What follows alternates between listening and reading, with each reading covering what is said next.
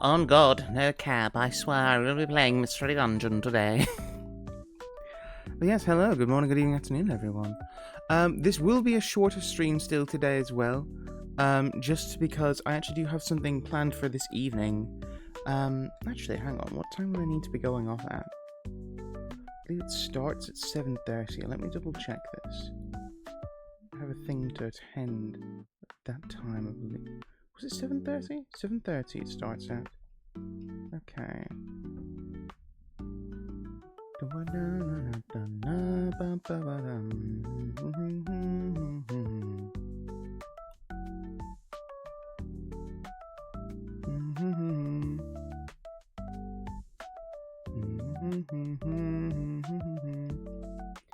Okay, so I have a while.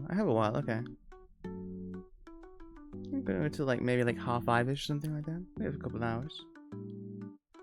That'll be fine. Fine and dandy, I think.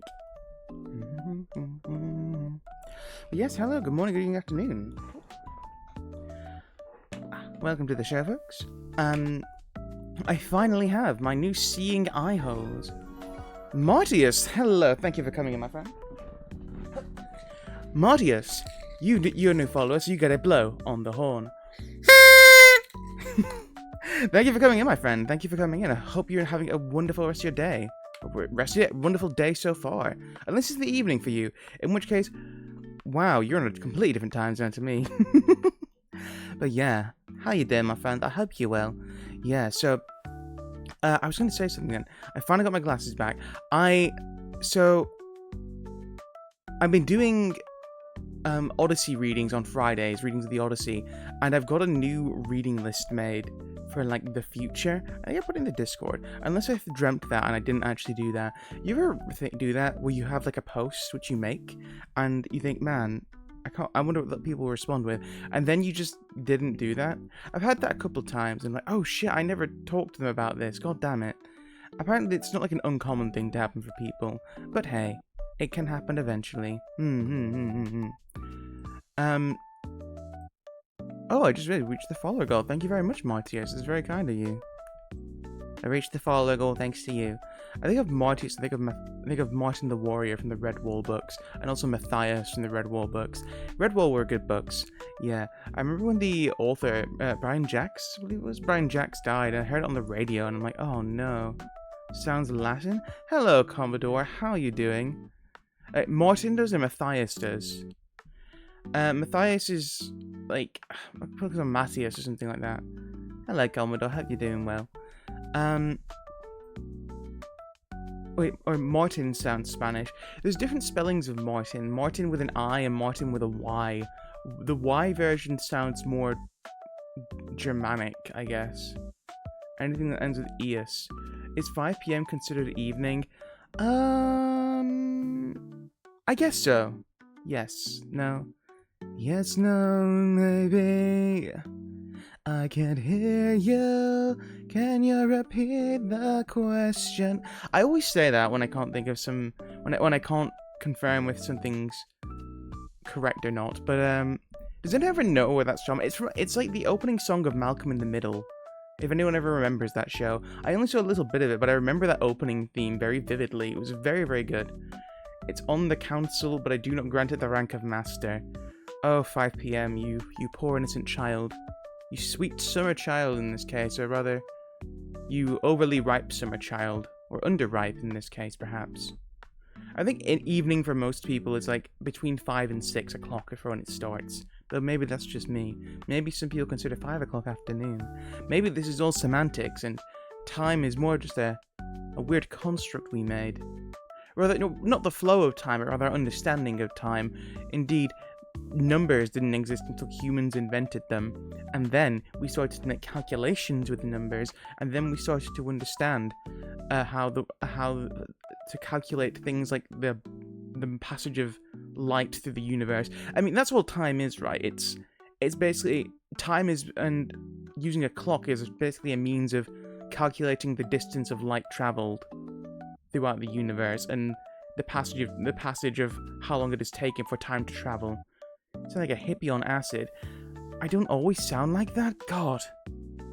My image. How could this happen? I have failed. I have failed. But yes, we actually are playing Mystery Dungeon today. I know, it's been like, I want to say like 2 weeks since I played. I'm like, guys, I'll play it today. And then I just kind of end up yapping and I don't play it. And I'm like, huh. Though I also considering maybe I should not stream today because I have like a video I need to edit. Can I just say, editing videos is so boring. I don't have the patience for it. I've noticed some things recently. Like maybe I have some degree of undiagnosed ADHD or ADD. Though I don't want to say that with certainty, as it's always a risky proposition to just boldly declare such kind of things without any kind of medical backing up. Though also, even if you have some kind of official, I guess, what's the term? Diagnosis, I guess, it doesn't really help you that much.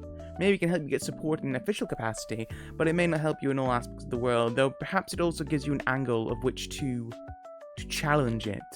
Get it diagnosed. Adderall might help. I've heard Adderall is very good for keeping you focused for like a good couple of hours. And then it's just like, and then I'm just gonna be all whoop. I saw a clip from, I think it was Family Guy, like Stewie Griffin on Adderall, and he's just like completely zonked out, and it's like, you're giving a 1-year-old medication for this. That can't be good. And they're like, wait a second, are you saying a baby was not behaving in a way a teacher wanted? I've heard of this before. This sounds like ADHD. If drinking energy drink feels like drinking beer, chances are you need Adderall. Well, I don't drink energy drinks or beer. Like, I've never drank energy drink. I've tried like a Monster before, and I'm like, wow, this tastes disgusting. Do people drink them for the taste? I've never liked the taste of energy drinks that I've tried, and I don't like the taste of beer at all. Probably even less, even. Beer is just, it's really unpleasant, actually. I don't drink, like, alcohol or energy drinks on the other occasion. I like the taste of the creamy Monster that...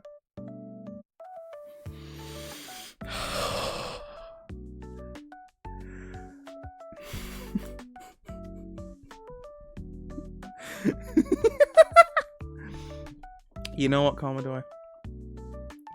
I won't judge you. Listen, I have 2 Digimon up in the top corner here. Digimon is full of monsters which people are like, you know what, I want their cream. Not these guys. These guys are weirdos. These guys are weird ghost things. But I can, you know what, Commodore, if you want the creamy monster, you go for it, friend. I won't stop you. As long as you're being safe about it, okay? You slurp up that creamy monster all you want. Anyway, I've talked about this before. I do like Irish cream liqueur, but I don't think it's enough to make me want to drink an energy drink. I don't like I don't like the idea of having something so full of like sugar and caffeine. Listen, I love sugar, but I'm also not one to just like, I'm gonna just like inject it into it. Wait, have you heard that thing about people who like boof monsters? They'll like put a monster or some kind of energy drink, a Red Bull, into their butthole, and then they'll like drink it that way because apparently it absorbs quicker through the anus, apparently, or because it's close to the colon. I don't know. But yeah, apparently people do that. Those people need to be Darwined. Yeah, apparently it gives them an amazing buzz, but they feel sick afterwards, and I'm like, gee, I wonder why. What could possibly have led to such an occurrence? Who knows? It's more efficient. Martius, no! You were the chosen one! Well, we're still leading in the Star Wars thing. You were the chosen one! You were... Don't fall victim to this. You're better than this. Also, what are you doing in life that needs you to have the efficiency that, yes, I will absorb high amounts of caffeine and other energy-enhancing chemicals directly through my anus to make it more efficient? What are you actually needing to do which requires this? You're like, yeah, man, I need to, like, fucking climb up 3 fucking mountains in, like, 2 hours. It's like, okay, I guess. It reminds me of what was that film? Jason Statham? Was it Cranked? That was a fun film. I know there's a second one, which I'm like, why does this exist? But I never saw it. But Cranked is a really fun film. Jason Statham is this guy who's been like, has this like chemical put inside of him, which which rapidly lowers his heart rate. After like just a few seconds, and so he's constantly needing to keep buzzed in order to like keep going. He's constantly drinking energy drinks, and he's like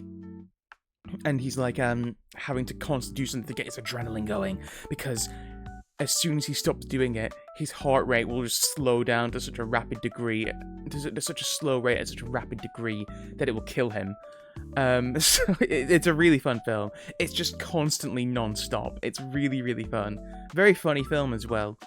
But yeah, if you never watched Cranked, go watch Cranked. That's a good film. Jason Statham's in a lot of cool films. I saw a film a while ago called The Beekeeper, I think it was, where Jason Statham is a guy who's this like trying to kill the president or something like that. No, he's not trying to kill the president. I'm wrong. He's trying to kill the president of this like corporation rather, because they're like a bunch of scammers, and he's this like ex-agent known as a beekeeper who are all about like highly, classic highly trained individuals, no records of them exist, that kind of stuff.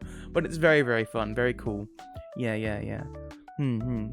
Maybe if you boof all this stuff, you'll be like Jason Statham. Maybe that's the goal here. I don't know. I always find it very funny that man. Listen, he's a very good like action star. He cannot do voices for the life of him. He cannot change his accent at all. He's this very, very thick London like Cockney accent, which even in that film, in the B film, he really tries to hide. He just can't do it.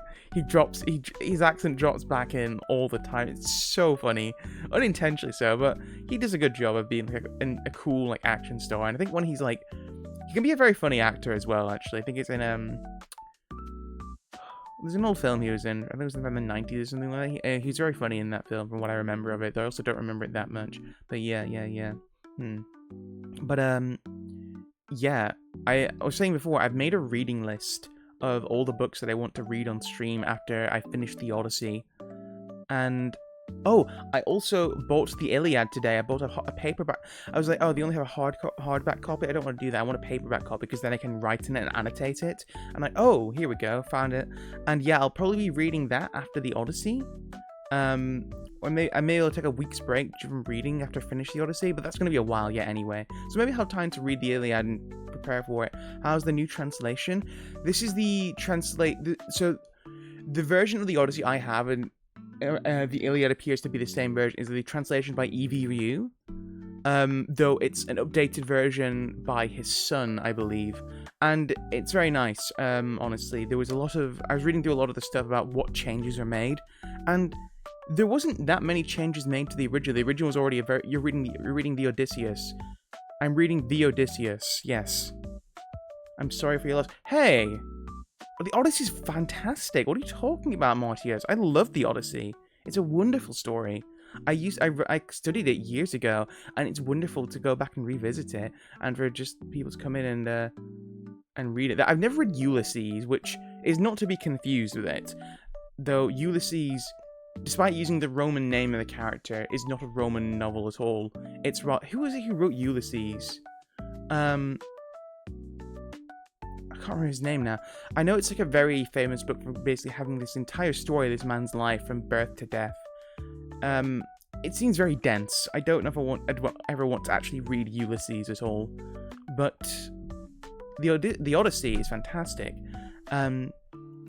We're actually coming up to the best part now, where he's finally going to tell all about his tale of how he became shipwrecked and alone and miserable and depressed and horny. I imagine he's horny. He sleeps with a goddess even though he's married, and is like, yeah, I guess I might as well. I might as well just crank my hog. How many pages does it have? I always heard it's got a ton. For the Odyssey or for Ulysses? The Odyssey... Hang on, let me check my version. Hang on. So this version I have, it's got all my annotations and stuff from back when I studied it a couple of years ago. This is the Penguin Classics version. This version... Okay, hang on. There's a lot of, like, stuff in this. 324 pages. Split between, I want to say 20-something books. How many books are there in the Odyssey? Let's double check this. 24 books. Yes. 324 pages split between 24 books. Yes. What that Aphrodite Commodore, sorry? Wine and women and wonderful vices. Welcome to the cult of Dionysus. Run, run, run away. You're beautiful. Do you guys heard that song, The Cult of Dionysus? I can't remember who did the song now. It's a very fun song. Did he fuck her? No. I don't think humans can fuck Aphrodite. They really have. There are some stories. No, it was the nymph Calypso. She's like a demigoddess. Interestingly, so Calypso keeps Odysseus on her island away from all like civilization because she wants him to be her husband. Because she's like, oh my god, this attractive older man. She's probably infinitely older than him, right? She's an immortal god. But this like rugged-looking man has just like washed up on my island. He's so dreamy and cool. I want him. And then she proceeds to keep him captive on her island for 7 years. And 7 years? 7 years, yeah. And interestingly, her name, if in the Greek of the time, Calypso would have translated literally into to conceal or concealment, and which makes sense considering she has concealed him from the world. Zeus, that is true. Same with Poseidon. Hades had comparatively far less partners.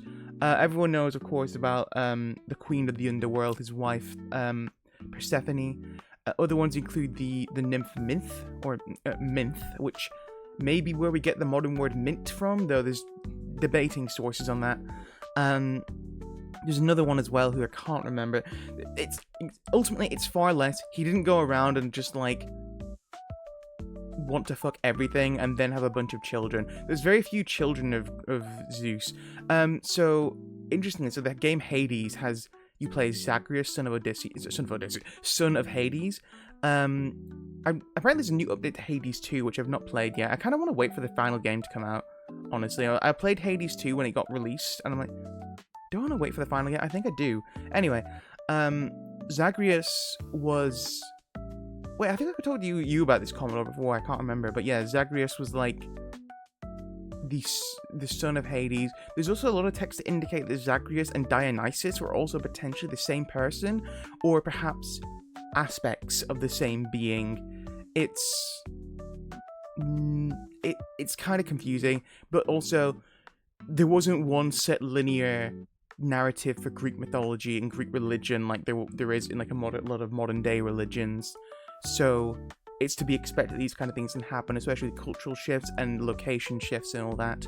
Like some deities were far more popular in other regions than others. It's largely believed that the deity Hermes originally came from the god Pan, except Pan was much more of a rustic kind of wild deity, very popular in the Arcadia region of Greece, but it's believed that potentially he kind of adopted these other traits and became Hermes over time as his influence spread, and he became more well known as this god of music like Pan was originally as well, but also of like travel and commerce and trade and messengers and all that.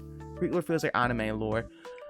Maybe, but it's important to remember it wasn't just a lore, it was an active religion being worshipped around said lore a lot of the time. Though unlike a lot of big religions today, like a lot of the Abrahamic religions or anything like that, or I don't want to say Hinduism just because there's so many Hindu texts which range in popularity. Even like the Rig Veda has never been translated into English without severe changes to it.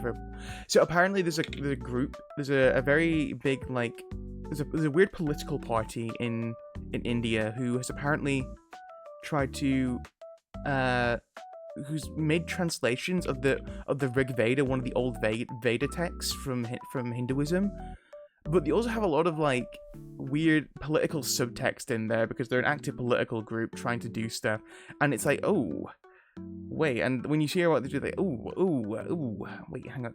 Ever hear Scientology? There's a lot of madness there. I like the idea that there's like a weird space god leading an armada or something. Isn't that what's going on in Scientology? It's very funny to me. If anything, I'd like to stay more agnostic more than anything else. I think the idea of a god is cool. I think more of anything, I think I think humanity needs to kind of accept the idea of the inner god of possibility, right? Within every single person, there's this possibility for insane greatness. I read it in Sanskrit. I don't trust the translations. I've heard as much. Yeah, you can read. Hang on, Commodore. You can read Sanskrit. That's awesome. That's very cool. But yeah, to my knowledge, there's no. Oh, I'd read it in Sanskrit. Okay, my apologies. I misread that there. I see. Yeah, no. Unfortunately, there's not a lot of trustworthy and trustworthy translations of a lot of the old Veda texts from Hinduism at the moment.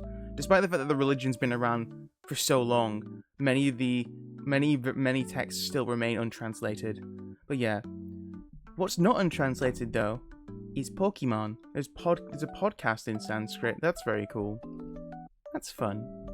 It's a fun little thing, isn't it? But yes, what is translated is Pokemon Mystery Dungeon, which I think we should probably try and play, lest I just keep on yapping and never actually play it at all. Because that's what's happened yesterday as well. Pokemon Mystery Dungeon.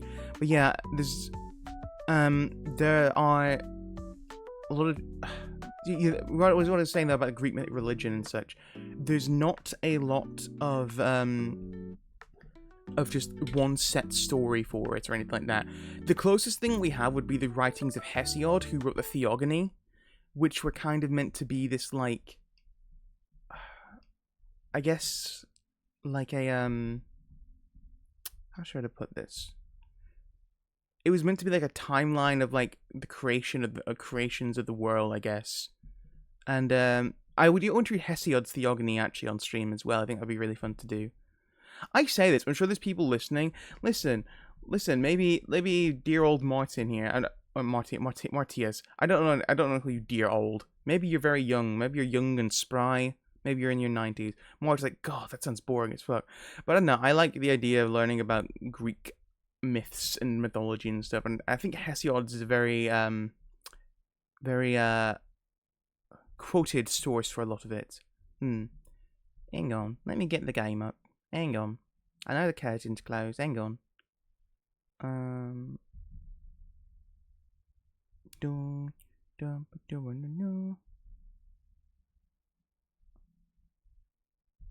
Hello? Are we gonna get it soon? Hang on. There we go.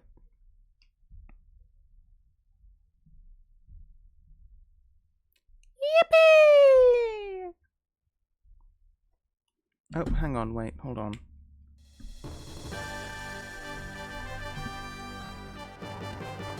Oh, hang on, wait, I need to restart it.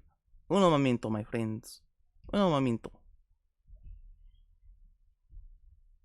There we go, that should be working now. Gamer mode. But yeah, there's if you're to be reading it in Sanskrit, there's also the risk, obviously. I can't read Sanskrit, so I have to use some kind of machine translation, realistically, to read it in any kind of efficient manner, which is also not accurate a lot of the time, I guess. So you gotta take your point. You gotta is it take your poison? Pick your poison. Yeah. But anyway, we're playing Mystery Dungeon. So last time on Mystery Dungeon, some things happened. It was revealed to us that, in fact, Dusk Noir and Grovyle are from the future. And Dusk Noir has come back in time to capture Grovyle to stop him from stealing Time Gears. And we had an episode list. This is about Sunflora, I believe. Okay, do we want to play the main game, or do we want to go on to Sunflora's Oh My Gosh? Because then I get to do my Sunflora voice, which everyone knows. Oh my gosh, this is the best thing ever. Everyone knows my Sunflora voice. You know what? I actually want to do that now. Let's go on this one. Greek history seems interesting. I've never really studied a lot of history. Well, it's interesting. It's a difference between history and myth. The myth is associated with history, though. What's interesting about the Odyssey, actually, is that the Odyssey was written, estimated around. It's composed by the poet Homer, right? It estimated to have been around 800-ish BC. It's kind of hard to determine the exact date. However, Homer, when he composed the poem, was writing about a Greece several hundred years older than that, Bronze Age Greece, which would have been around, started around 1600 BC. So this is an era over 500 years past his time.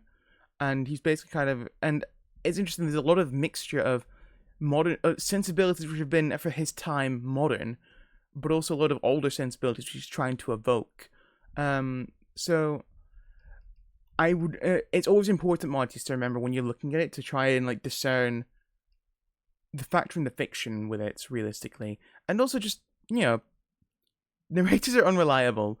Whilst we discover many artifacts in the time, Mycenaean Greece was referred to as really the Bronze Age Greece, it's called. We have a lot of artifacts in the time, a lot of writings at the time as well, but not so much in terms of like literary writings. Rather, there's a lot of like old, like, how to put this, bureaucracy, things like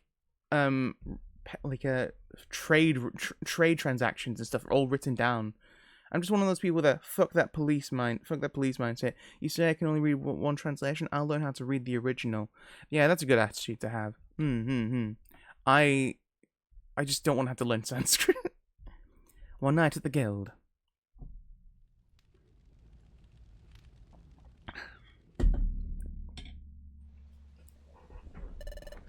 Hey, Synflora, look. The moon tonight is really pretty. Huh? Synflora? What are you doing? Huh? You writing something? Oh my god! I love that face. Oh my gosh! Dude, look! I'm so embarrassed! Oh my gosh!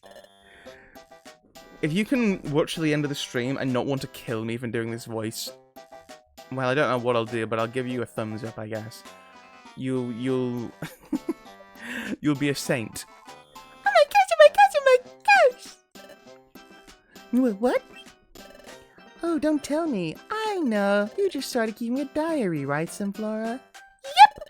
To write about my day, I decided to start keeping a diary from now on. I'm incredibly embarrassed about it. Anyway, I did my best to write in it. Oh, that's wonderful. Do your best, Synflora. Don't worry, I promise not to sneak any peeks at it. Sneak a peek? That's not allowed, not at all. If someone sneaked a peek, oh my gosh, oh my gosh, oh my gosh, oh my gosh, oh my gosh. Oh my gosh. It's only a little peek. Nope, no good. It's just no good. I'm too embarrassed, oh my gosh.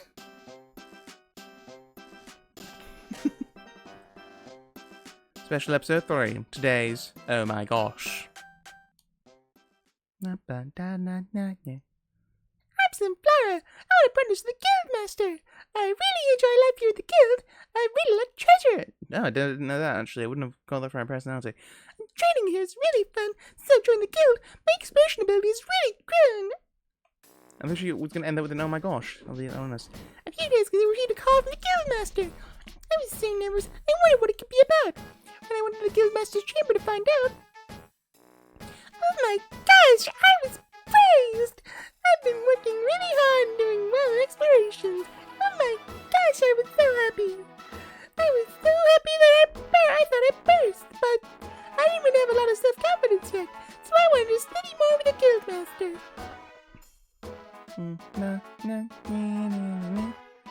Also, I really like the other apprentices in the guild. I enjoy being with them. Everyone is a dear friend to me. Anyhow, being able to train at this guild makes me very happy. But about my friends, recently something troublesome happened. Loudred! Is what Loudred looks like with his mouth closed? Jesus. Like, it's not as bad as Golbat, but it reminds you of Golbat. Have you guys ever seen Golbat with its mouth closed? My goodness gracious me, that guy is a freak. An utter freak of a man, woman, or child. Don't look at Golbat with its mouth closed. Actually, do I have a picture of that still? I think I have a picture of that. Do I have? No, I think I got rid of that. Oh, god damn. Okay, look up Golbat with its mouth closed. It's really funny.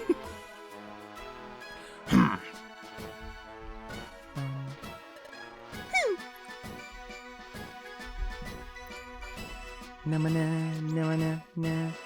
Here's what is troublesome. I haven't been been getting along with Loudred too well lately. When I got an exploration launcher in the past, at the time Loudred wouldn't listen to my warnings and ran straight into dungeons. We were knocked out just like that. When I came to, I realized both of us had fainted. I couldn't believe it. Since then, Loudred and I have not been able to see eye to eye. It's a little troublesome. But it's all Loudred's fault. After terrible behavior, Loudred hasn't even apologized. I would forget that. Oh, you're here, Sunflora. Dear God. That's exactly the kind of response I wanted, Martius. With mouth closed, it's just a silly goof. Like, the question... There's a really good meme where it's like, how does Golbat close its mouth? Does its entire body squash down, or does its mouth close? It's just like a really big lower jaw. It's really funny. Oh, hi, Cheddar. I've been looking for you. There's something I'd like to discuss with you. Please come with me. Who was it who told me I sound like Zazu when I speak like Chatot? Discuss? Gosh, I wonder what it could be. Has anyone seen the live action? Sorry, no, I don't want to call them live. They're not live action. The remake Lion Kings, and are these terrible as they look? Huh? I thought they were magnet though. Oh, hang on, I have a thingy for this.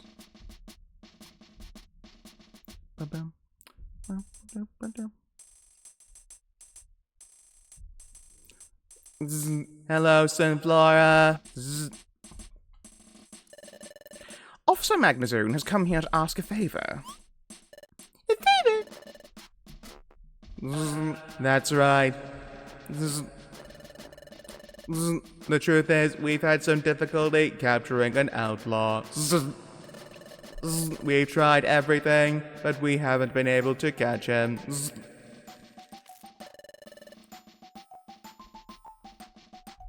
He can hold paper with those magnet hands? This is the outlaw in question. Oh, it's a Haunter. Cool. That's a cool picture of Haunter, by the way.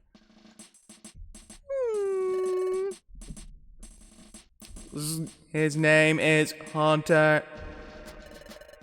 An S-rank outlaw. His alias is the Invincible Haunter. Invincible? That's right. It doesn't matter how many times you knock him out, he always gets right back up, good as new. He must be invincible, that Haunter. That's why we haven't been able to catch him. An invisible Pokemon. Haunter. That's why Officer Magnezone has come to ask the guild to send out one of our best explorers. The guildmaster's made a recommendation to the officer. Sunflora, you're the recommendation. What? Me? Sunflora, your abilities stand out above the rest of the apprentices. Come on! Come on, buddy! You're a butthole sniffing adventurer. Come on! I have faith in you too. Guildmaster. Oh my gosh, Guildmaster. However, there's no other Pokemon that can go with you. Everyone else is very busy with guild assignments, leaving only the newcomers. Speaking of the newcomers, we already sent Team Stagehand 2 out to explore the waterfall. They're called Stagehand 2 because in the first game I called them Stagehands. Out to explore the waterfall. And Bidoof isn't experienced enough and could be too much of a burden. It's alright, Chad. I'll head out on my own. Yes, we don't like to burden you like this, but we're counting on you. Haunter has escaped to Spring Cave. According to Magnemite's report, he just took refuge there. If you go now, I think you should be able to catch him without trouble. Spring Cave, huh? Got it. Okay, I'm on my way, Guildmaster. Oh, just a moment. Yeah? Spring Cave is close to the hot spring. That is, lava flows below it. So the likelihood there are fire-type Pokemon is pretty high. One more thing. Haunter is a poison-type Pokemon. ask you about type matchup? Yes. My grass type Pokemon, so fire and poison type attacks are very effective against me. I know that will only be a poorly matched Pokemon in Spring Cave, but it would be dangerous to fight without caution. This is your Sunflora. I think you'll be alright, but I'm making sure just in case. Yes, thank you very much. This is the show across the Guildmaster. I mustn't show any sign of weakness. As long as I'm prepared, I'll be fine. It'll be an easy victory. Yup. Do your best. Come on. Yep.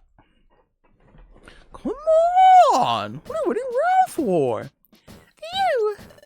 I was nervous having been caught out in the blue like that, but as you requested the Guildmaster, oh my gosh, I'm so happy. I'm representing the guild on this, so I have to do my best. I have to do my best in Apprehend Hunter. I should hurry prepare so I can head out. Especially up to those days. Oh my gosh. Sunflora's is the main character. You'll progress through the story. That's what I was playing. Okay. She's level 29. Ooh. What can we do? Team. What do you... Level 29. What do you have for moves? Chlorophyll is the number... Oh yeah, they have 2 abilities in this game. Don't they have both abilities we normally have? Here's the number of moves the Pokemon attempts per turn when it's sunny. Boost special attack in sunny weather. Pokemon also loses HP.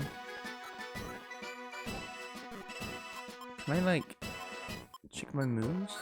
Oh, yeah. Absorb, Leech Seed, Grass Whistle, and Razor Leaf. Ooh.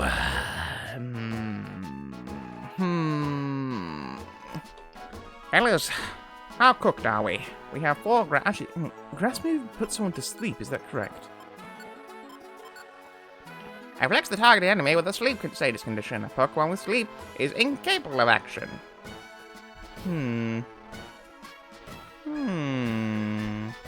How cooked are we, lads? About as cooked as Odysseus when he's locked on that silly island with Calypso, perhaps. Look, sorry, what does Leech Seed do in this one, actually? Well, when the Leech Seed said it loses some HP every turn. Does it not set the target from moving or anything? Okay, well, never mind. Sunflora! Yeah. Oh yeah, the Guildmaster was looking for you earlier. It was just at Officer Magazine when it seemed almost like a official business. I don't know what kind of job they'll give you, but don't fail. I don't play Pokemon games. You'll probably be fine. You know what, Martius? Your emote there. It's well, just a little. I have a feeling you're being a tad disingenuous. No, I may be wrong on this. I may be wrong. You know, I mean, you know, Tihi Pello after all is no Tihi Pero, but you know, I can't help but feel like there's kind of hidden message here that you're not telling us all here. So they want to tell me that, buddy? Tell me, buddy. It's okay. I won't be mad. Well, I guess we'll leave it for now, buddy. I'm sure he'll be fine, like you said. I'll probably be fine. That's all gonna be fine and good. Come on. Wait, hang on. I don't know what I don't know what Krogan's last line was there, but I'm sure he said he got. I'm kind of just overpricing so many things here. I think the more I do the voice, the more I sound like the main villain from Disney's Princess and the Frog. Oh, that's fun. I saved the game here.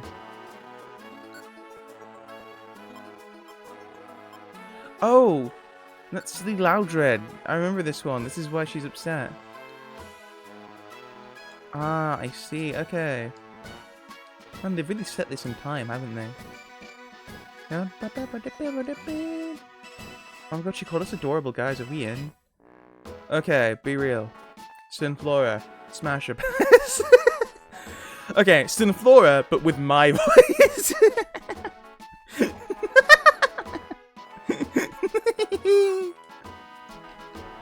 with my sultry dulcet tones of, Oh my gosh! did they do it for you? Or is it Sunflora's, I don't know, pear-shaped body which does it? We're Team Slacker. We're the Zero Motivation Exploration Team. You seem pretty motivated and hardworking. Well, it's only natural. I'm on the way to take care of a job. Is that right? Do your best. Zero motivation, but we're an exploration team. Sunflora versus the Plants vs. Zombie Sunflower, which is hotter? Montius, you're asking the big questions here. Scholars, years from now, will quote you and say he really was ahead of his time. I think, okay, I've only played a little bit of Plants vs. Zombies, but I've seen enough. I actually really like the plant design. I think a lot of them are very cute. Like, the sunflower design is just very, very, very charming. And obviously, everyone knows the pea shoot and the multiple varieties of them. Probably too many to know. I mean, there's multiple expansions to that game. But, I think a lot of the plant designs are very cute in that game. Wasn't there, like, a third-person, like, action shooter game or something for Plants vs. Zombies as well? I remember seeing that. Zero motivation. We're an exploration team. They came over here to the bulletin board to look for jobs. But to move away from here takes so much effort. Exploring is too much effort. Huh? It's not too much effort? Oh. I see.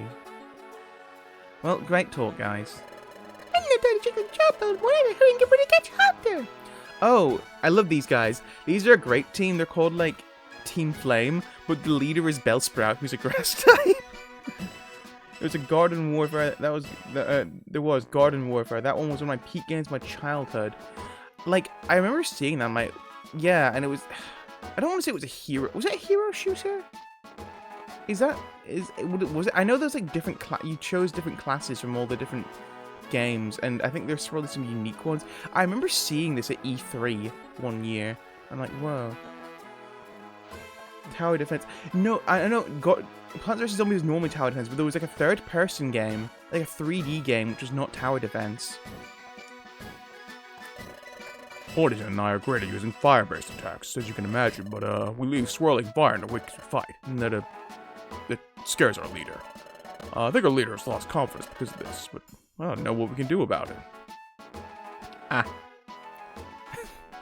How do you do the different, like, font changes in Twitch chat? I don't understand. There's team shooter with tower defense elements. Oh, Naruhodo. Our leader is always nervous around fire, but that's a small thing compared to all the positives, so I'm happy to support our leader through thick and thin. We're Team Flame. I'm the leader. I don't like to admit it, but I'm very timid.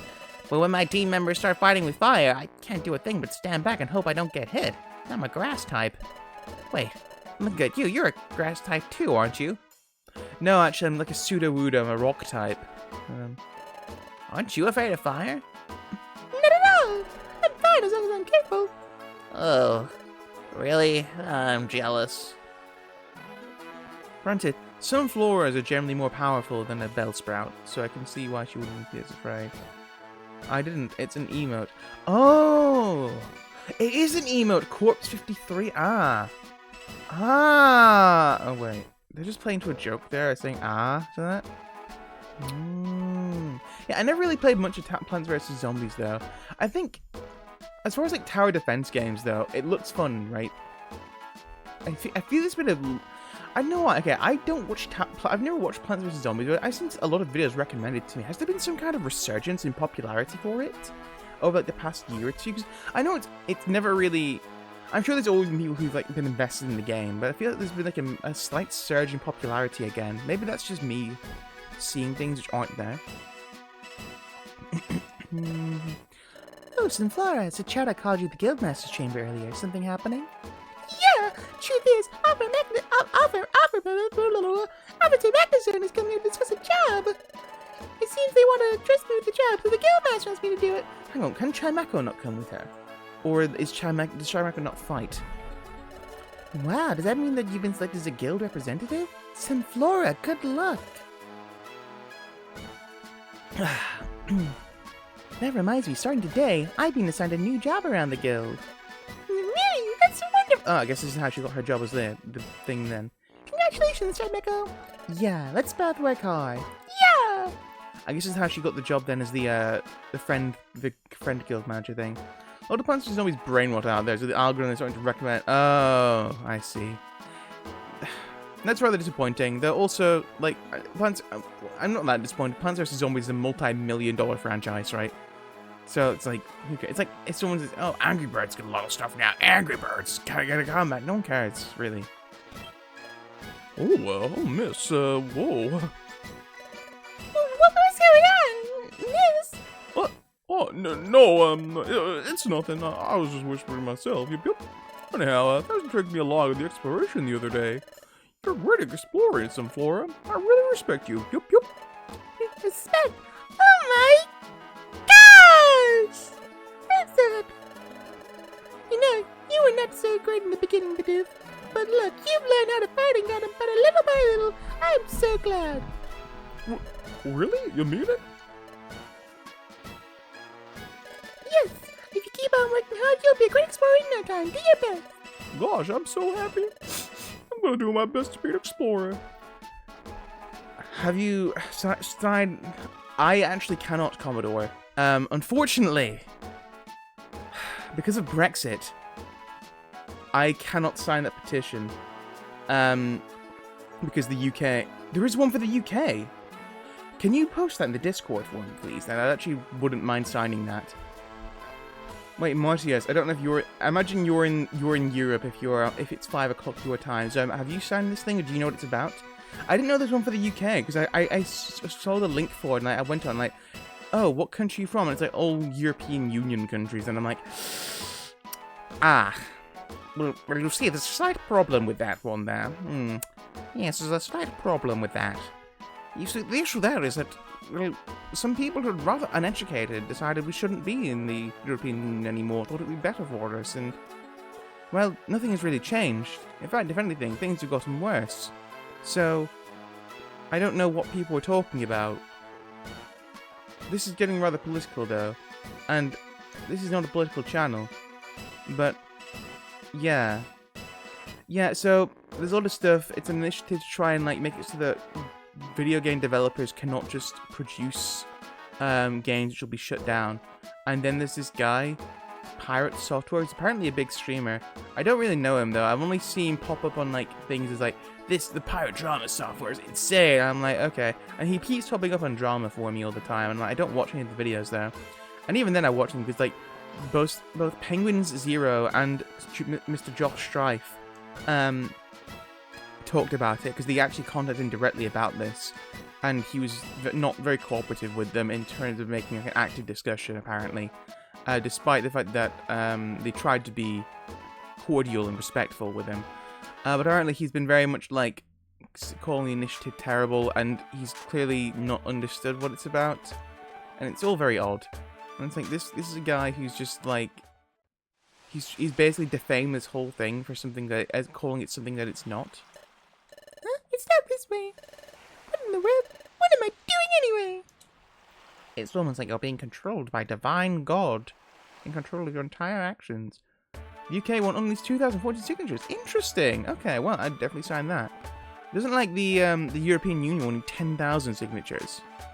Granted, it's also asked for like 10,000 English-speaking European Union citizens who have a vast interest in video games, and maybe actually that's not that difficult to obtain. I don't know. The EU needs 1 million. Yeah. They say 10,000. Yeah. Okay. Yeah. I think it was at 600,000 last time I saw it. The door is still closed, so you can't get in. Seems like they're still getting ready. Begone, boss!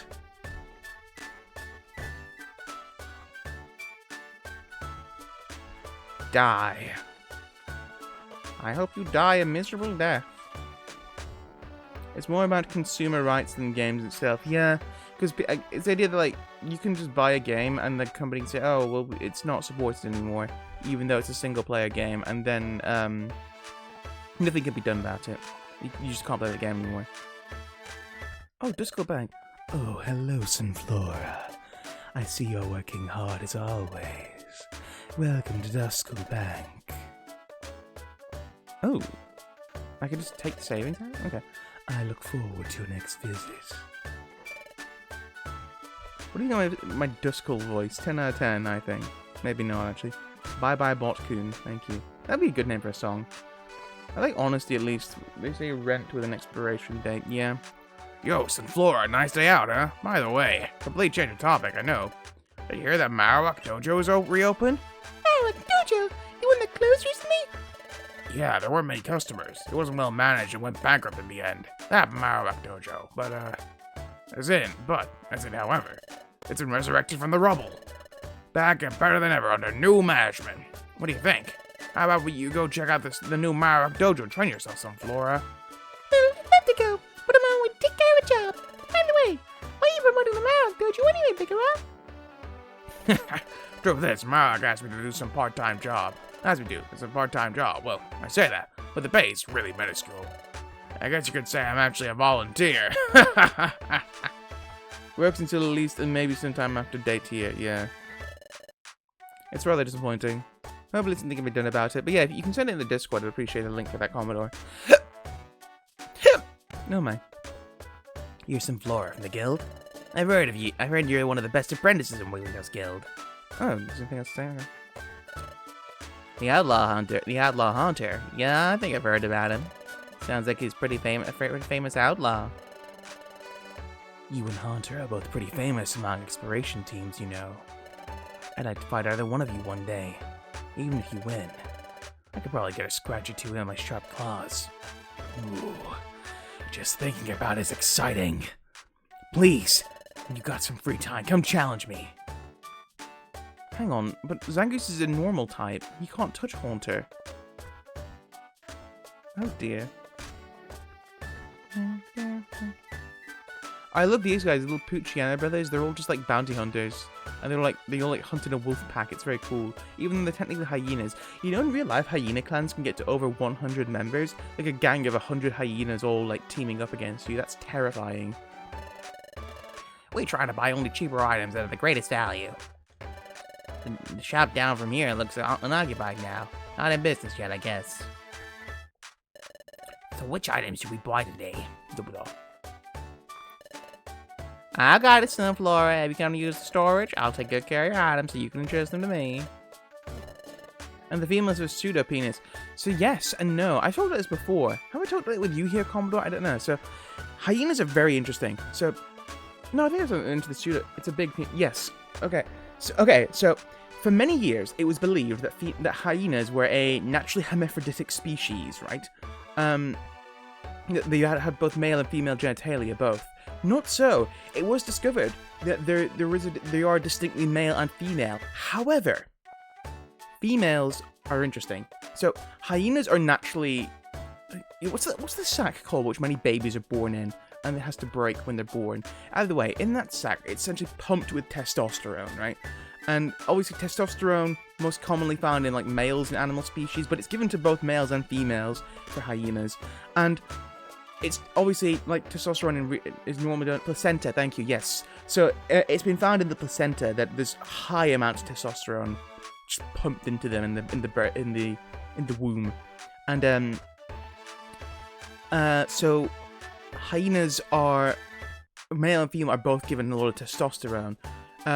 Like testosterone normally, just to encourage aggression and strengthened violence, which is useful to have for killing stuff. It very likely was some kind of mutation, but yes. So, what scientists assumed was a penis on females, and oh, this is hermaphroditic. No, it was actually a pseudo penis of sorts. And actually, what they assumed was a penis was an enlarged clitoris on hyenas. Now, on female hyenas, so it's an enlarged clitoris because of all the testosterone. However, there's something uncalculated in that, which is also may have been a form of mutation, which is rather unnerving. So, as well as being the clitoris, it also acts as a birth canal. and they give birth through this, and apparently it is an extremely painful process. It's an extremely painful process, an extremely dangerous one. Hyena birth, wild birth is extremely dangerous and painful for the mother, because their babies are, the pups, I guess they'd be? The cubs? I guess the pups, are like pushed out of this long pseudo-penis, clitoris object, protrusion, as it were, and they're born and out of there, and again, it can be extremely painful. Yeah, I wonder why. But, yeah, so that's an interesting thing which happens. It seems like a rather odd, it's one of those really odd things where people often wonder, well, hang on, why are creatures evolved to give birth in a painful way? Shouldn't it be, which is obviously very dangerous for them, shouldn't it be better to evolve that out of the system? In any species, this is the case. To which evolution responds, if you're still alive, you've made it, who cares? You put it with this, and then you get over it. It doesn't affect you most of the time, so evolution doesn't care about it a lot of the time. It would only be the case where if the parent completely died, in which case some animals, that does happen with animals sometimes, some animals will completely die and give birth, in an effort to give birth to their offspring. I believe it's cuttlefish which do this, actually. They'll have one tentacle which will give their seed to a female, and when that tentacle is removed, they'll die. I mean, it's octopi. But yes, also, there have been reports, I don't want to say this is common, but it has been recorded that, so because hyena pups, right, obviously when you're freshly born, you're often blind, maybe struggling to walk, unless you're something like a deer or a horse or something, but your senses aren't developed at all, you have to learn this world. However, they are still extremely prone to aggression because of all the testosterone. Obviously, they've not matured enough to a point. They're freshly born, they have no maturity to determine any kind of social standing within the hyena group and cannot determine when and when not to activate this aggression. And so it has been found that within a couple of hours of being born, hyena pups can kill off each other. Within, like, in the weakest of the group, they can start to kill off the weakest of them because not because they're actually malicious, it's because they're naturally prone to aggression, and it will naturally cause them to start fighting other ones, and if they get into a fight with them, they can kill them within a few hours of being born. So yeah, hyenas are messed up. But yeah, they have like a very interesting social structure as well. Mainly females run the groups. It's a matriarchal group, honestly. And it's females who get to get their pick of the men, the male hyena, and a lot of the time the clan leaders will be female. But there's also a lot of nuance in hyena structure, right? It's not the same with, oh, the women are at the top and the males are not. There's a lot of things going on which has been discovered as people have done long-term observations of hyena clans where alliances can be made. And again, these can be groups from anywhere from like 15 to 20 to up to 100. So these can be massive groups. And there can be alliances forged with new members of the clan. There can be people who just kind of like work their way up the ranks essentially and earn favor with older, more senior members of the clan, and will get better pickings and such. It's extremely interesting to learn about. Also, so okay, a hyena could never take on a lion in a one-on-one fight. Lions are huge, right? They're big and muscular creatures, but it has been found that massive groups of hyenas can chase off an entire pride of lions. Like, you'll have like a group of lionesses all together, and if they take on a couple of hyenas won't bother going near them because they'll get killed, right? They're so much more massive than them and so much stronger. But you know, strength is in numbers, and hyenas are very much aware of this. They're all pack hunters. Though, interesting as well, whilst hyenas are pack hunters, they also have one of the strongest bite forces on the planet, especially relative to their size. Like, if you get bit by a hyena, it's not coming off. I'm sorry, but you'll have to kill that thing and then slowly pry it off your body if you get bit by a hyena, because it's not going to come off until it's ripped you apart. It looks like your workload is piling up. It must be tough, but do your best. Feel free to purchase some of our items for your use. Oh, by the way, this is needless to say that Poochyena and Mightyena, the hyena Pokemon, are nowhere near as violent or biologically confusing and interesting as a hyena are, obviously. Ah, hello, Sunflora. Oh, is it a new job? Okay. Oh, hang on. I wonder if Dugtrio is here. So normally there's a Dugtrio who lives who hangs out here, hangs out with the ocean. It's Dugtrio. Oh, Sunflora. Don't tell anyone that you saw us here, just in case. I'm telling you. We're here, but we're not loafing on the job. Hear me? Not loafing on the job. Definitely not trying to loaf on the job. So Dugtrio's got this weird story arc where he's constantly talking to the sea, and no one's sure why. He's kind of a weirdo. But he also has a son, Diglett, who works at the guild. And I'm wondering if these are the Dugtrio and Diglett who appear in the first Mystery Dungeon game. It's interesting. I don't know the canonity of it.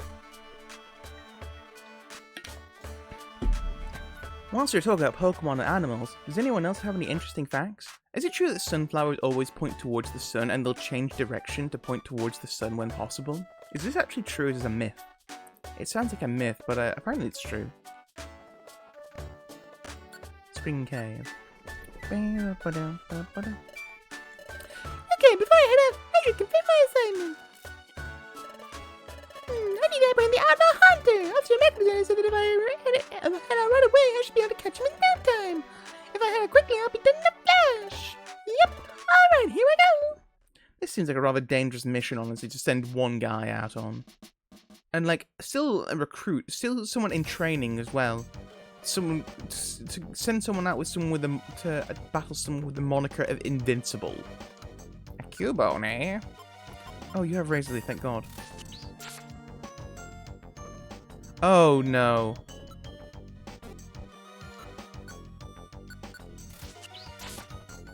Oh, thank God. I hate Baltoy because this seems like an explosion which will just kill you instantly. Ooh, money. Money. Hello, stairs. I wonder if I can level up in this, actually. I should be able to. Team, Sunflora, summary. To next level, 10,000. I know that some flowers follow the sun. It's called heliotropism. I don't know if sunflowers... That's interesting. Thank you for that, Martius. I didn't know that. I assume it must be the same thing. Cause if that's what other flowers do, and that's the name of other flowers, it must be the case with some flowers as well. Oh, hang on. I just dropped something.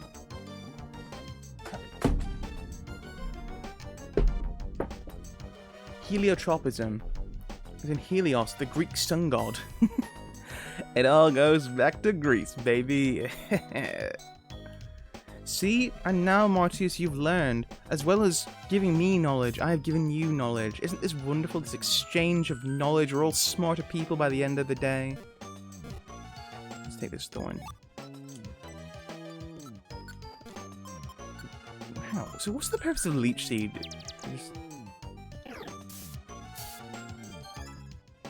Oh, this is Leech Seed is terrible in this game.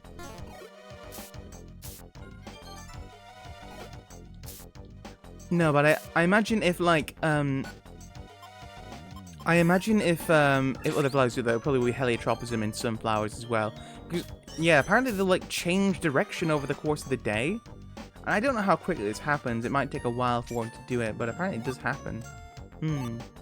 Like you can see an entire field of sunflowers like change direction over the course of a day to follow the sun, which is super interesting. Oh, I haven't seen the moon.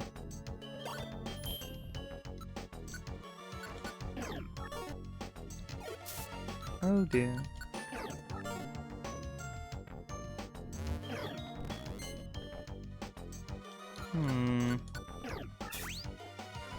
Most excellent.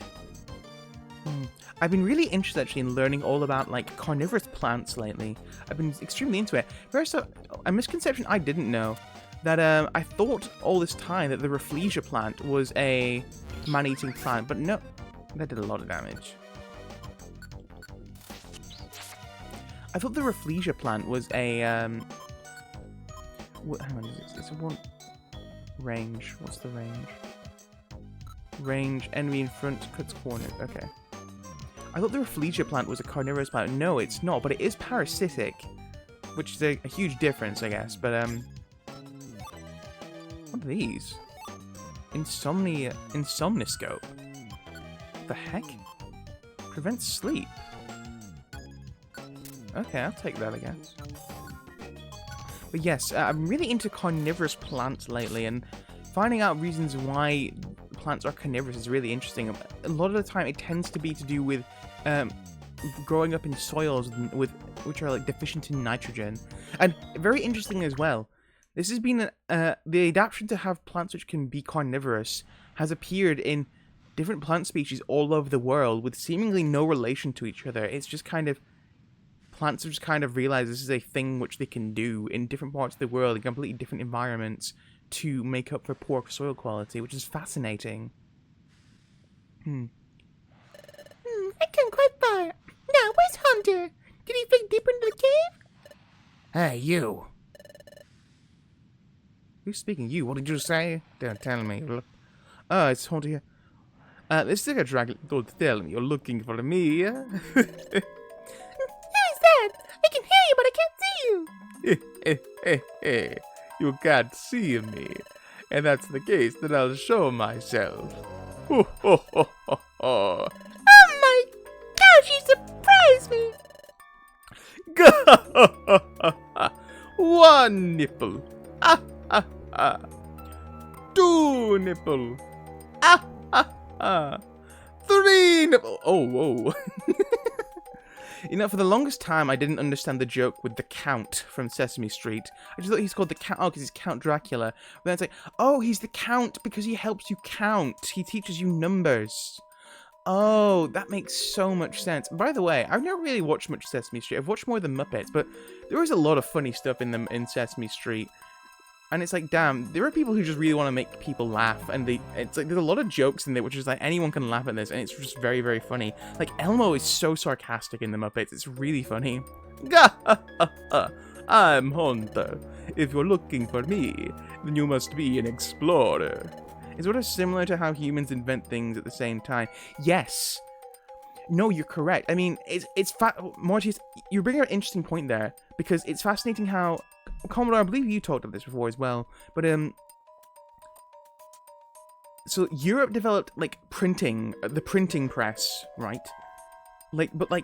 And they developed it on their own basically, but like hundreds of years before this, China had already developed their own version of printing, of printing ink onto paper and onto a press for commercialized usage. Now, I say commercialized like it was commonly used. Again, this is still like hundreds of years ago, and writing of any kind was basically reserved for wealthier people. But still, two completely different points in time, completely different parts of the planet, people developed a system of being able to print things onto paper and produce it in like a larger scale than it could have been done normally. And you know, now printing is probably one of the most common things around.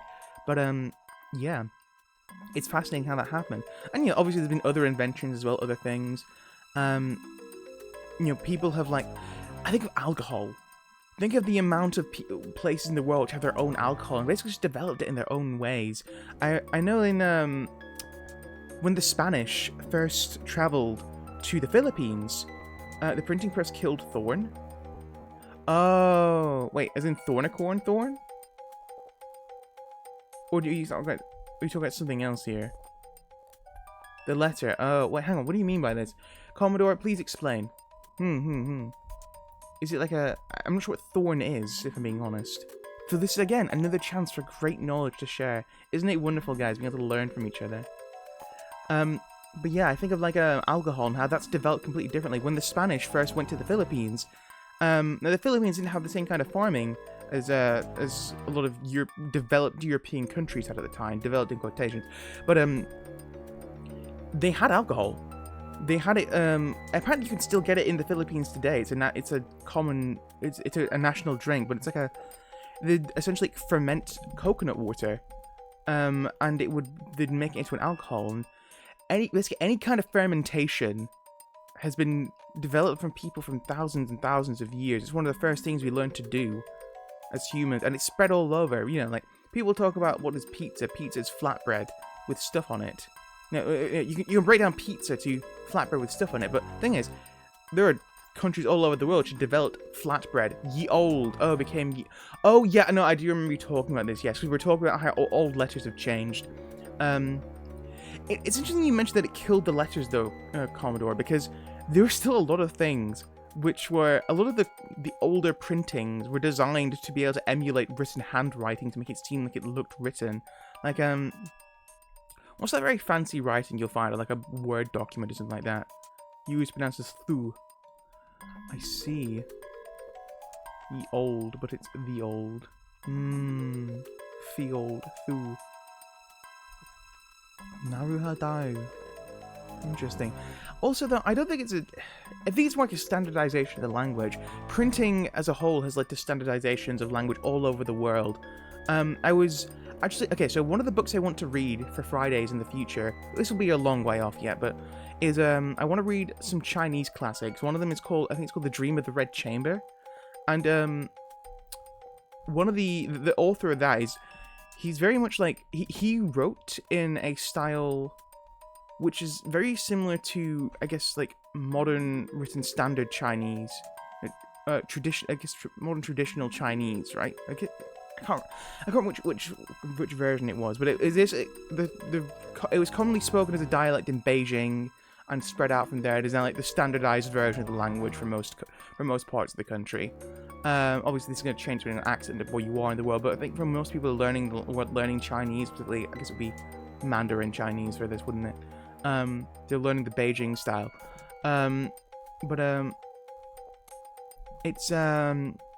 It kind of standardized a lot of that in the same way that in English, the Canterbury Tales kind of standardized a lot of English language. It's actually Journey to the West is on the list. It's interesting trying to find a version I want to read, though. I do actually have a copy of it. I don't know which version it is. The most common version in English is translated simply as Monkey. Terrible name, by the way. Journey to the West. What an awesome name. We're going on a journey? We're going to the west of where? We're just going to the Western lands? What is going on here? Really great sense of adventure. In English, it was translated as Monkey. Monkey. And yeah, that doesn't do anything. But it's a very commonly available. I know it's the Penguin Classics version of it at the very least as well.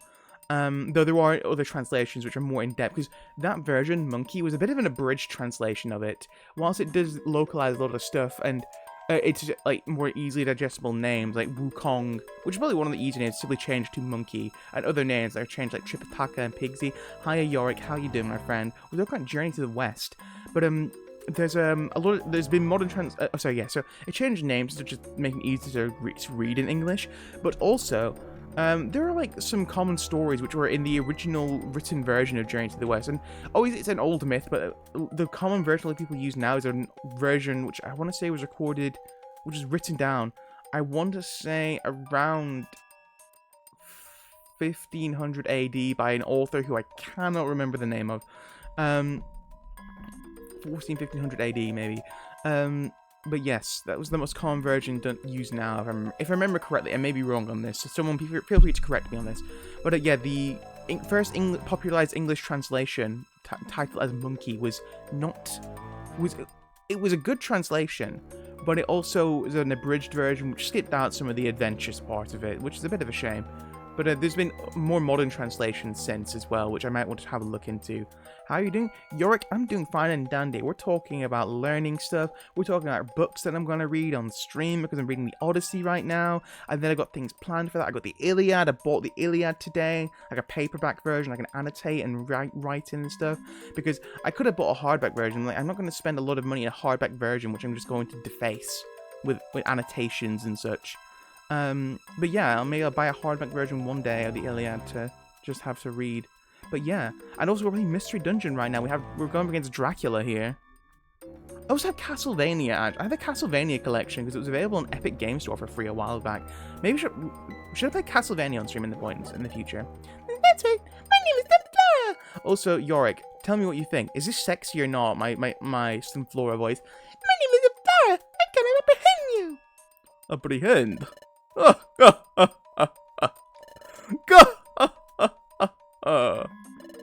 you're funny. Hey, Sir Fedora. Why do you think an outlaw like me appeared in front of you? That's because I have never been caught yet. All the explorers who have tried to catch me have become discouraged, lost their confidence. That kind of disappointment. I'll be happy to show you how it feels. Go! Let's go! I'm just back from work, gonna play Battlefield 1. Whoa.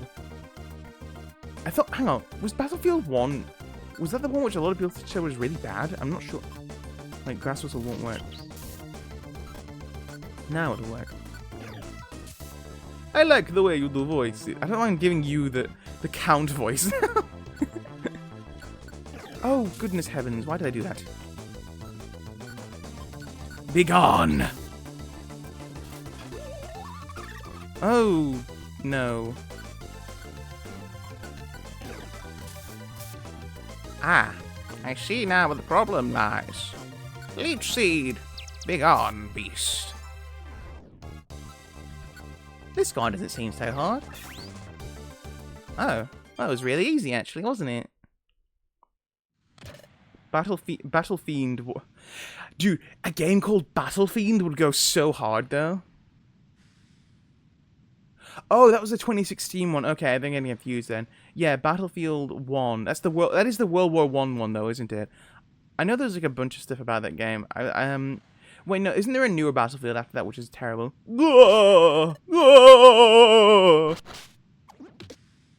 Elbow, help me! Yeah,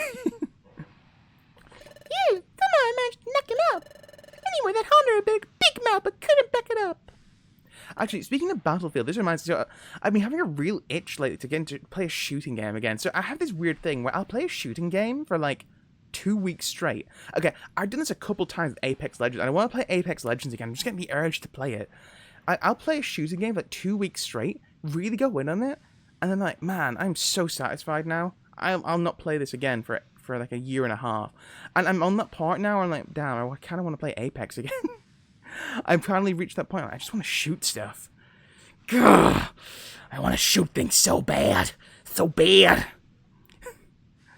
And now you're going to think Elijah will sound like a bit like a serial killer, like a psychopathic maniac. He's a maniac on the floor. And he's dancing like he's never danced before. He's not moving. It looks like he's fainted. So I need to hurry up and apprehend him. Yay! Now you just want to visit the States? Oh shit. Okay, so I don't know if anyone here watches any of the VTubers except for me. There's a VTubing company I really like called FaZe Connect, and one of the members... So recently, a lot of them had like a big trip to Canada. They're a Canadian company, but they have a lot of Japanese members. A lot of the Japanese members went to Canada for the first time to visit like the FaZe office, the FaZe Connect office, and meet a lot of the English-speaking members, and just go on holiday, right? And one of the members, she's really, really cute, very, very funny. Her name's Nasa, Utatane Nasa. Nasa, I think, is also part of the joke. She's meant to be like a space dragon. But yeah, she was like, man, one of the things I want to do in Canada is I want to shoot a gun. That's one of the things I want to do. And she looked it up, and apparently you can get guns in Canada, but it's very different. They're much stricter about it than in America. And like, you need to have like a license of residence in order to shoot a gun in Canada. So everyone's like, I'm sorry, NASA, I think you'll need to go to, yeah, wrong part of North America, yeah. So I'm sorry, NASA, I think you'll need to go to the United States to do that. I think a lot of the members are from the United States as well, so maybe she can meet up with them. There's a member called Sheena, actually, who's from the US. She's like actually really into guns, apparently, and like, she had this really sick story where she was one time, she had a friend, and she's not friends with her anymore because she was the kind of person who's very self-destructive, and she reached a point where it's like, listen, I can't keep protecting you. You keep ruining your life, and I'm not going to help you with it. No problem, York. Come back in a few minutes. It's your first Battlefield. That makes sense. Yeah. Wait, Battlefield or Battlefiend? Oh no, sorry. Yeah, you misspelled it as Battlefield. Yeah, no. I remember playing Battlefield. I want to say Battlefield 3 or 4 or something like that. I know that game was pretty good. I remember thinking one of the PS2 Battlefield games. Was it Call of Duty? Was that Call of Duty? Big Red One? Was that Battlefield 2? Was that Battlefield? I don't know. I'm all getting confused. The northern part of the U.S. borders aren't gun friendly. Oh, I see. Maybe that is because of the Canada border. Then I'm not sure. No. Anyway, so like, one of the members, Sheena, she's really into guns. She talked about this story about how like when she was still friends with this girl who she's not friends with anymore, she had this like abusive boyfriend who would like beat her up and stuff, and it's with a city culture. I see. I understand. Okay. Well, I actually don't understand, but I guess it's just America, isn't it? Anyway, she had this friend, and she'd gone to Sheena's house because her boyfriend had like beat the shit out of her, essentially. I was like, okay, you're not going back to him. You're not going back to him, regardless of what you fucking do. You're not going back. You're staying at my house tonight. If he comes here, tell him I'm armed. And she recently did a stream a while ago. She did a shotgun cleaning stream. It was really satisfying to watch, actually. Really cool to see. But yeah, she was cleaning her shotgun. It was awesome. And then like she talked a lot about like gun safety and stuff. And yeah, I imagine she'd be willing to like help NASA in the future if she ever went to America and wanted to do some stuff about gun safety or like practice at a shooting range. But yeah, because of city culture. Man, you can tell when people are actually into guns because the people who actually like guns are like very much about gun safety, and people who are just like, I just want to shoot shit. Like, apparently there are videos on Twitch, not on Twitch, on TikTok of people just doing gun mag emptying, and it's like, why are you wasting money just shooting bullets at nothing? It's extremely dangerous to do as well. But yeah, they're assholes, right? Hello, Thorn. We're talking about guns, though. I guess we're Europeans here, so I guess it doesn't. Actually, are there any countries in Europe which allow guns easily allow guns? It's fun and I can do it safely. So it's like people be out in like a field and like, I'm just gonna shoot stuff, and it's like, hang on, there are like houses in the distance though. What if there are people around who get shot by accident by you? And it's completely, it's like, yeah, and you know, you can very easily tell when people are into guns. I know in the UK you can have guns, but it's under very strict rulings. You generally need some kind of like hunting license for it. I remember seeing a report years ago now, it was, of people who, Finland for one. Oh, I see. Okay, so as in you can use guns in Finland? Interesting. I know in the UK there was a thing a while ago where you can use guns, but only on like private land and with a hunting license, or if I remember correctly. Now there may be different rulings on that which I'm unaware of. Those are the most common ones I know. I remember seeing a report ages ago where 3 men had basically been practicing shooting on private land, and the thing is, they'd parked their car not on this land because they couldn't get onto it. It was like it was a passage. You had to park outside it, and you had to go onto this field for it. Thing is, where they'd parked, it was in like a public way, and police spotted them coming back to their car and putting their guns in, and they got arrested. And I don't believe they were fined at the end. They weren't like imprisoned. They were fined like, I think like £2,000 or something like that for brandishing a deadly weapon. And it's like, well, they hadn't been using it, but the thing is, they were brandishing it in public not on private property, which was enough to get them fined. So they can be pretty strict, to my understanding at least. And also, getting guns over here is not the easiest thing in the world, to my knowledge. Though I guess I saw this thing. Apparently, there's a movement that's like stop knife crime, and it's like, listen, knives are in kitchens. You can't stop knife crimes. People use knives all the time. I saw in a town the other day that there was a knife bin. It's like drop the knife or something like that, and like, I was like, yes, I'm sure this terrible logo on top of this bin will ask you to put your knife in there if you have it.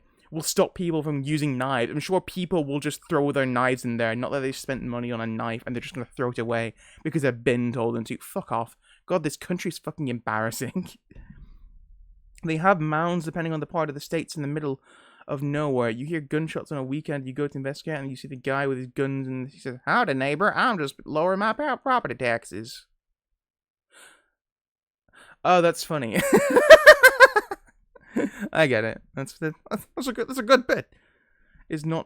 Shooting guns is not really my fancy. I don't get the craze.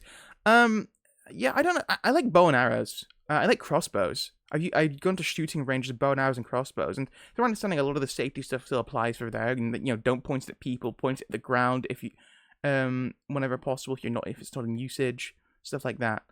As a forklift driver who works in a factory, I definitely need to carry around a worker's knife in order to cut some plastic ropes that are in there. Exactly, Thorn. Also, Thorn, you're forklift certified? Vegeta, you need to be careful. He's forklift certified. Did you know I'm forklift certified?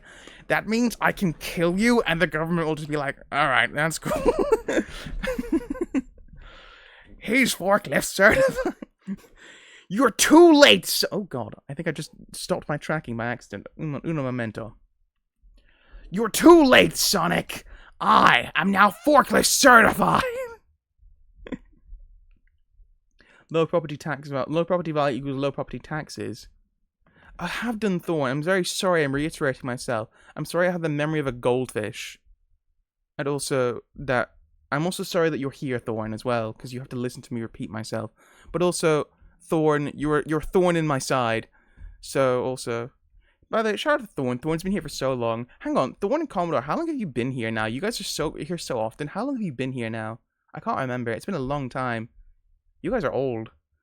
I don't know. It's worked a while. Yeah, I think is now that we're talking about it again, I'm like, oh god, it's all coming back to me. Am I just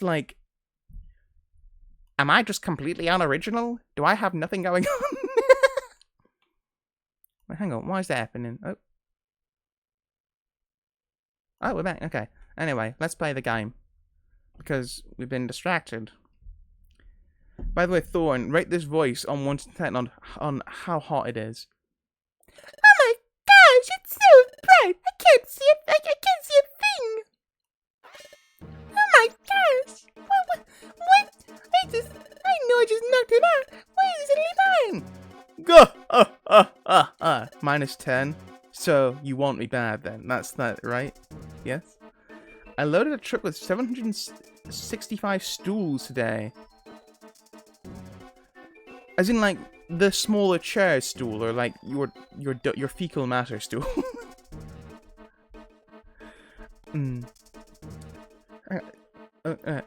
Did you see that? It's impossible to knock me out. Why, you ask? Well, because I'm invincible.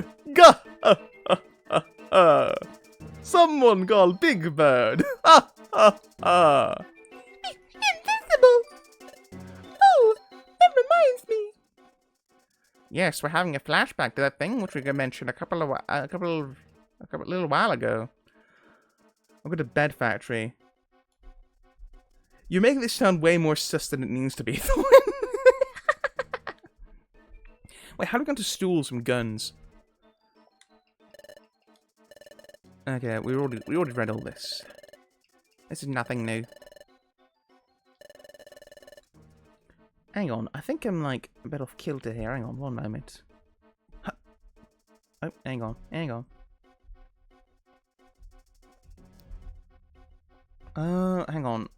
I think my tracking was being a bit weird there. Okay. Boys, we're back. Yippee! These stools I loaded in the truck, inside of the truck in your DMs. Oh, you already sent them. Okay, I'll have a look at them in a bit. Oh, hang on, actually. I should look at them now. Hang on, Thorn, I forget. I forget where you're from. Are you able to get guns easily? So, hang on, we confirmed Finland can get guns. Is that correct? Finland has access to guns, and it's not the most difficult thing in the world to get access to Finnish guns. Finland doesn't strike me as a violent place, though. Finland has never struck me as such. Hang on.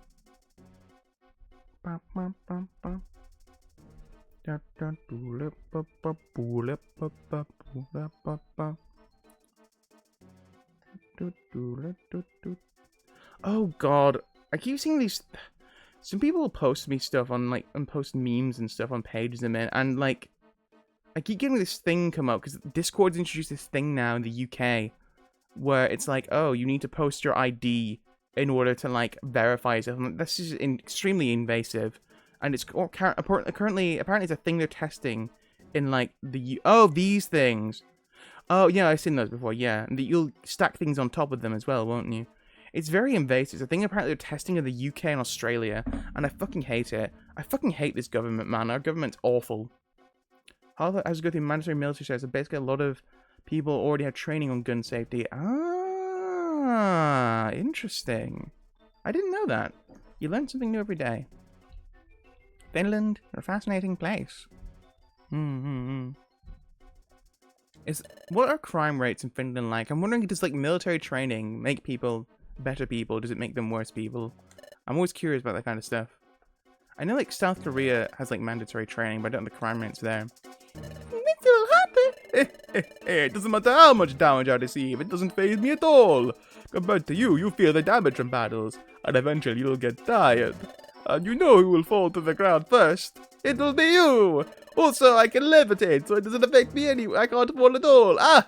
Oh no, all explorers who come out there. Why don't we just use like an exorcism slip or something? God. Oh, Yet it's impossible to catch me. Hang on, can't we just use dark type moves? You should just give up already.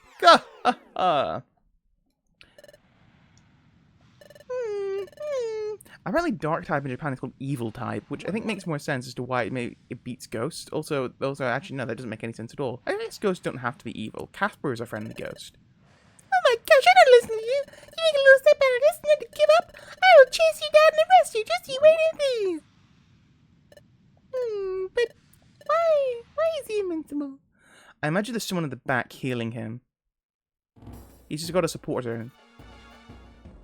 He's just got a fucking healer in the back.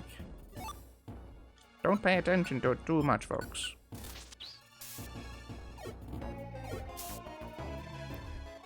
I wonder if I can level up actually before we get to the next boss fight.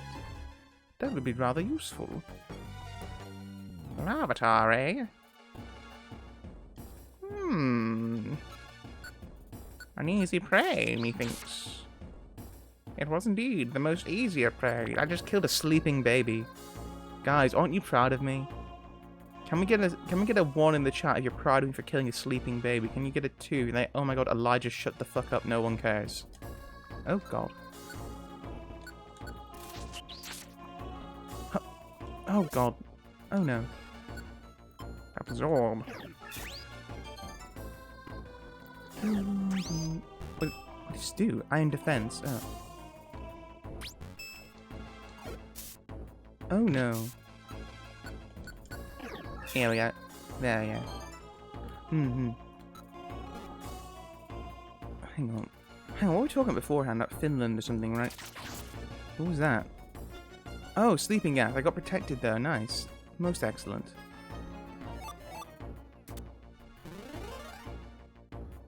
Well, that was rather useful, wasn't it?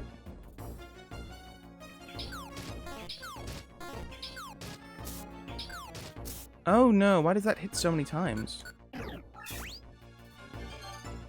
Well, it was threatening for about 1 moment, wasn't it, folks?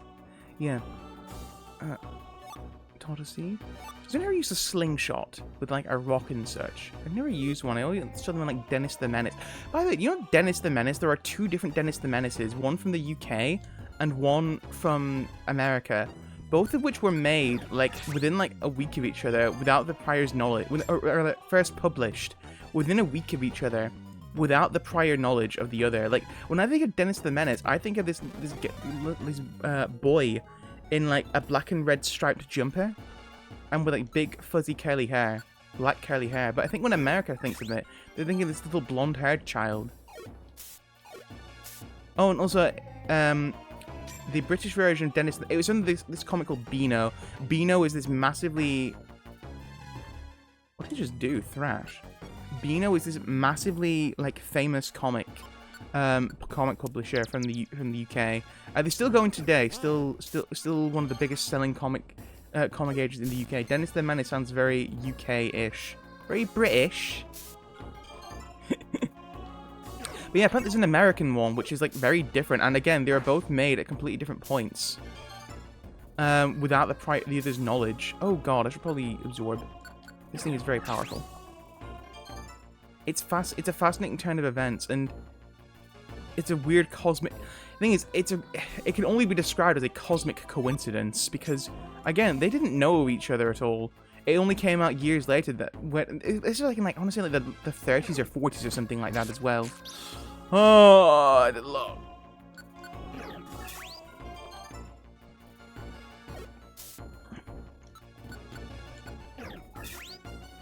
All the bug types are making this very difficult. I guess that's what the thorns are for. Yes, there's a lot of, Oh, no.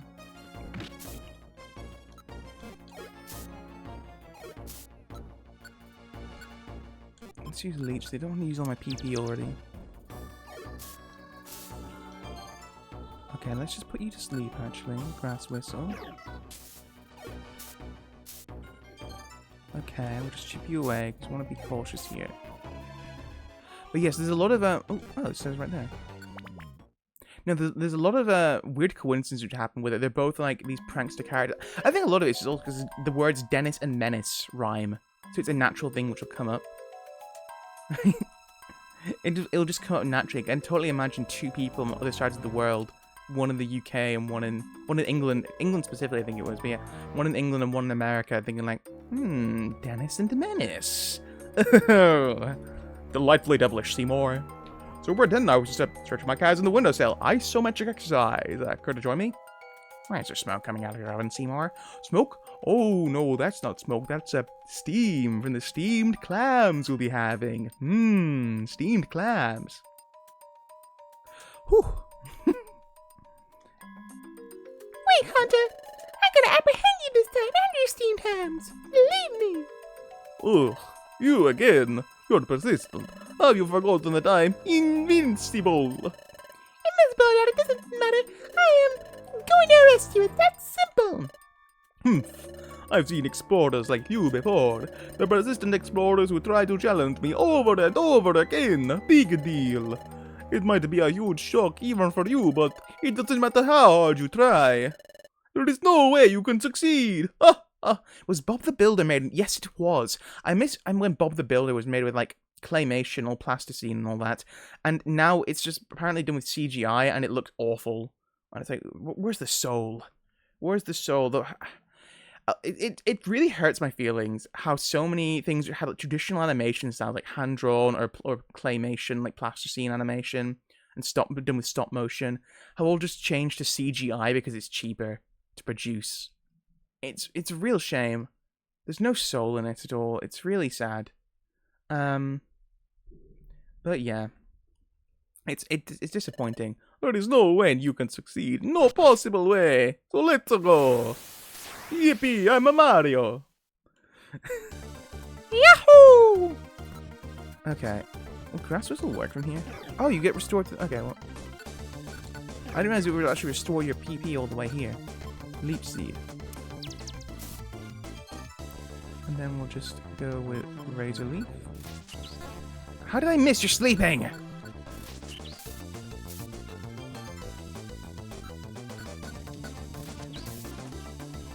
Yes, Bob the Builder was in the UK. There's a lot of really... I've told this before. There's a lot of very famous UK kids shows.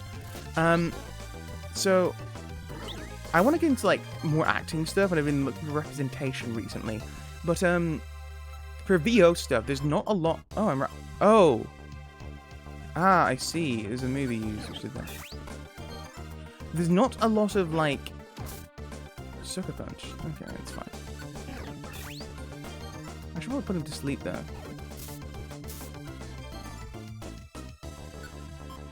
Grass whistle. There's not a lot of, like... At least there wasn't a lot of, VO options outside of the children's TV shows and advertisements. I think that's changing a bit now. I think there's more games looking for people able to record outside of America. And I think as well, part of that is due to the current strikes going on in America for VO stuff, which some people are happy with, some people aren't happy with. It feels like it's changed a lot from just...